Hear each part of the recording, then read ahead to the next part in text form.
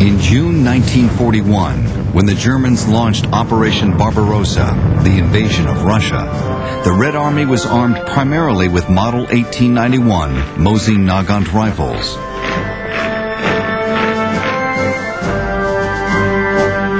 Ironically, the gun's most significant period of service was achieved after it was technically obsolete as a frontline weapon.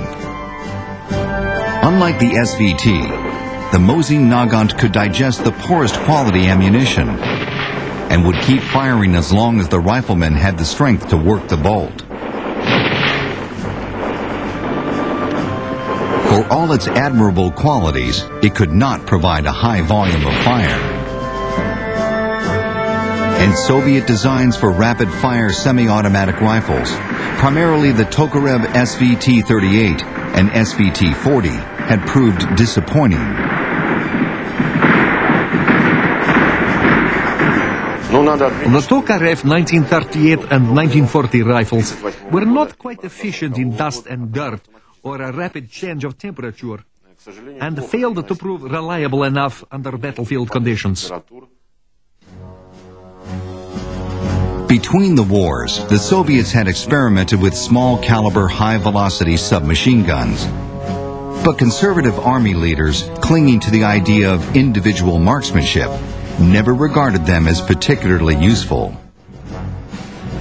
Now, in the midst of a national emergency, it was decided that the bullet-spraying submachine gun, however small, would become a major fighting weapon. Ultimately, the Red Army fielded more submachine guns than any other country during the Second World War.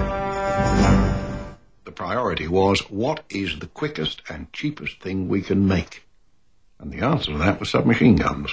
Rifles demanded a specialist rifle factory. Ivan's garage and Joe's engineering workshops, they were all put on to making submachine guns as hard as they could go. In 1934, Vasily Degtyarev had designed the PPD, the first submachine gun adopted by the Soviet military.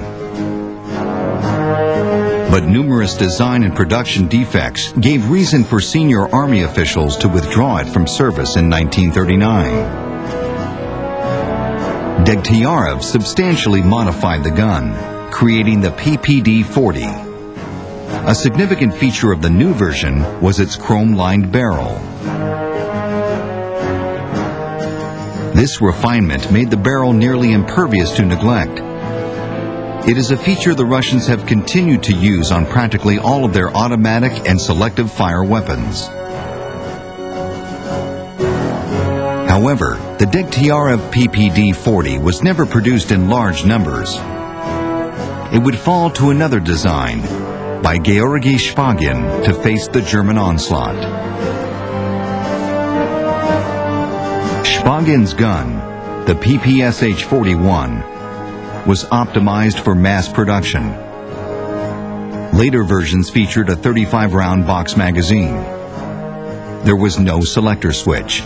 It fired only on full auto. It was the first Soviet small arm to use stamped and welded parts, requiring less machining time for completion. The Ppsh, as it was called by the Russians, was ridiculed for being crude and resembling a farm implement, but over 6 million were made. By 1944, one company in every infantry regiment was armed entirely with PPSHs. Disregarding their own casualties, swarm attacks with submachine guns became a favored Soviet tactic. Images of Red Army soldiers brandishing their Ppshs became an icon of what the Russians call the Great Patriotic War.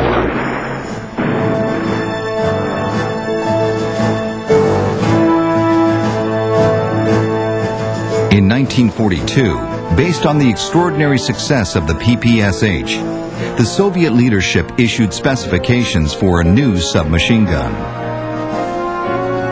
It had to be simpler to operate and easier to assemble than the PPSH, but no less effective. Most parts had to be stamped or pressed from hot-rolled steel. excessive trimming and shaping was not permitted, and the average production time was not to exceed 3.5 hours.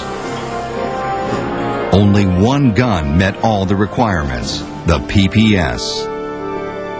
You've got a big hammer press, and you put a piece of bare sheet metal in it, and it comes down, and wham, and there you have the part. Simple as that, and probably does it more quickly than it takes me to tell about it. The PPS would play an extraordinary role in the Great Patriotic War. By early September 1941, Russia's second largest city, Leningrad, now St. Petersburg, had been completely encircled by 2 German armies. In October, the population began to die of starvation.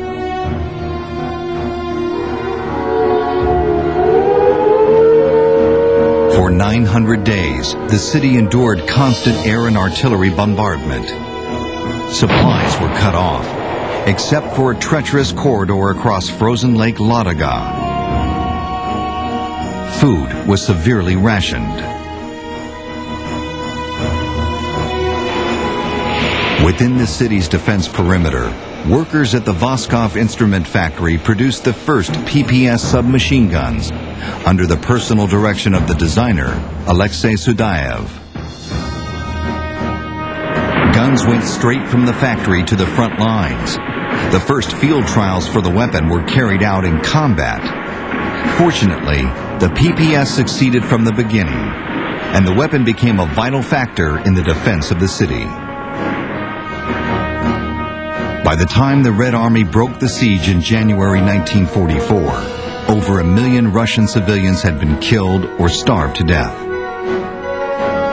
Their story was transformed into an almost mythic symbol of Soviet tenacity and resolve. If ever a particular event was identified with a particular firearm, it would certainly be the Siege of Leningrad and the PPS.